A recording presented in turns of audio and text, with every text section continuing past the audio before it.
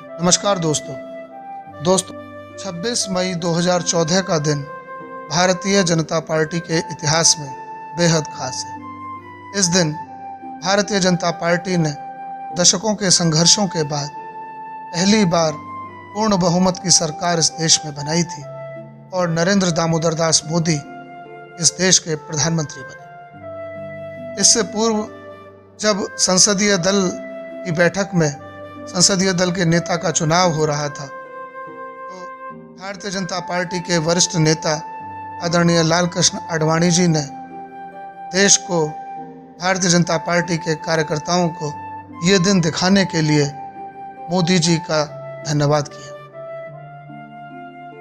वातावरण बहुत भावुक था, भावनाओं के अतिरेक में डूबा हुआ था। मोदी जी भी बेहद भावुक थे और इस कथन के बाद अपने संबोधन में और ज़्यादा भावुक होते हुए उन्होंने आडवाणी जी को संबोधित करते हुए कहा कि आदरणीय आडवाणी जी, ये मेरी नहीं, इसके लिए मैं जिम्मेदार नहीं हूँ। इसके लिए, इस दिन को देखने के लिए पीढ़ियाँ खप गई। ये पीढ़ियों के संघर्षों की कहानी, पीढ़ियों के संघर्षों की परिणति है। बात बड़ी गंभीर थी। उस समय के संघर्षों को जिन लोगों ने देखा था उनके मस्तिष्क में वास्तव में ऐसे ऐसे नाम, ऐसे ऐसे चेहरे आ रहे थे जिन्होंने इस देश में सनातन विचारधारा को पुनर्स्थापित करने के लिए अपना सर्वस्व न्यौछावर कर दिया था, जिन्होंने जरा भी तनिक भी चिंता नहीं की अपने सुख की, आराम की। उनका सिर्फ एक ही मंत्र था, उनकी सिर्फ एक ही धुन थी, भारत माता की जय, वंदे मातरम। इस वास्तव में 1925 में जिस विचार परिवार की नींव डॉक्टर केशव राव बलीराम हेडगेवार ने राष्ट्रीय स्वयंसेवक संघ के रूप में रखी, उस विचार परिवार के संघर्ष और बलिदानों की यात्रा का एक पड़ाव भर था 2014 की प्रचंड जीत। 1925 से 1947 तक राष्ट्रीय स्वयंसेवक संघ ने अनेक उतार चढ़ाव और संघर्षों से गुजरते हुए भारतीय संस्कृति के अधिष्ठान पर समाज के प्रत्येक वर्ग में विविध संगठनों को खड़ा किया और राष्ट्र भक्ति से ओतप्रोत लाखों स्वयंसेवकों का निर्माण किया। ये सभी संगठन स्वायत्त हैं। संघ का इनसे सांगठनिक नहीं, सिर्फ वैचारिक संबंध है।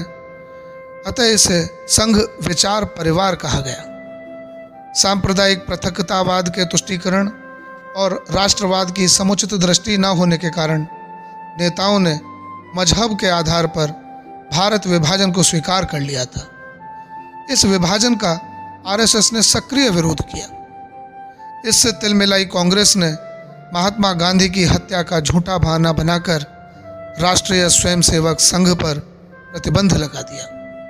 उधर विभाजन के समय संपूर्ण बंगाल को पाकिस्तान को देने के निर्णय का डॉक्टर श्यामा प्रसाद मुखर्जी ने विरोध किया और आंदोलन किया। परिणाम स्वरूप पाकिस्तान को बंगाल का आधा भाग ही मिल पाया।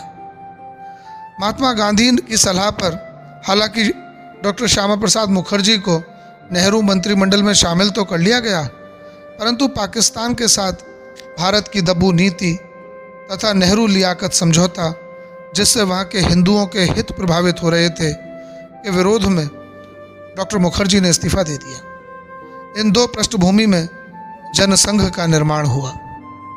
डॉक्टर मुखर्जी ने राष्ट्रीय स्वयंसेवक संघ के द्वितीय सरसंघचालक श्री गुरुजी से भेंट की। श्री गुरुजी ने अपने तपे तपाए कार्यकर्ता डॉक्टर मुखर्जी को दिए और उन्होंने भारतीयतावादी स्वतंत्र राजनीतिक संगठन भारतीय जनसंघ के नाम से खड़ा किया। भारतीय जनता पार्टी का पहला अधिवेशन कानपुर में हुआ और पंडित दीनदयाल उपाध्याय जनसंघ के महामंत्री बने। प्रथम आम चुनाव में भारतीय जनसंघ को 3.06% वोट मिले और जनसंघ को राष्ट्रीय दल का दर्जा प्राप्त हुआ। डॉक्टर मुखर्जी सहित 3 सांसद चुनाव जीतकर संसद में आए और विभिन्न राजनीतिक दलों का एक फ्रंट उनके नेतृत्व में बना, जिसमें 38 सांसद, 36 सांसद लोकसभा में और 2 राज्यसभा में शामिल हुए। डॉक्टर मुखर्जी अनौपचारिक रूप से इस देश के पहले नेता प्रतिपक्ष बने। भारत में विलयित जम्मू कश्मीर राज्य की अलग संविधान, अलग झंडा, अलग प्रधानमंत्री की व्यवस्था हुई, जिसका प्रजा परिषद के नेतृत्व में तीव्र विरोध हो रहा था, जिसका जनसंघ ने समर्थन किया तथा कश्मीर के पूर्ण विलय के लिए दिल्ली में सत्याग्रह किया। 11 मई 1953 को डॉक्टर मुखर्जी ने 10,750 सत्याग्रहियों के साथ कश्मीर में प्रवेश किया। उन्हें गिरफ्तार किया गया और 23 जून को डॉक्टर मुखर्जी इसी दौरान शहीद हो गए। परिणाम स्वरूप शेख अब्दुल्ला को प्रधानमंत्री पद से हटाकर बंदी बनाना पड़ा और अंततः जिसके लिए संघर्ष था, परमिट सिस्टम समाप्त हो गया। जनसंघ अपने वैचारिक अधिष्ठान पर निरंतर आगे बढ़ता जा रहा था, जिसे पंडित दीनदयाल उपाध्याय अपने विचारों का पोषण दे रहे थे। 1947 में देश अंग्रेजों से तो आज़ाद हो गया था, परंतु गोवा, दमन, दीव और पौंडीचेरी पुर्तगाल और फ्रेंच साम्राज्य का हिस्सा थे। जनसंघ ने इसकी आज़ादी के लिए आंदोलन छेड़ा। जनसंघ कार्यकर्ता श्री नरवाने ने 22 जुलाई 1954 को दादरा को मुक्त कराया। 29 जुलाई को नरवाने ने ही नारौली द्वीप की मुक्ति का नेतृत्व किया। जनसंघ कार्यकर्ता हेमंत सोमान ने पणजी, गोवा में पुर्तगाली सरकार के सचिवालय पर 15 अगस्त को झंडा फहराया।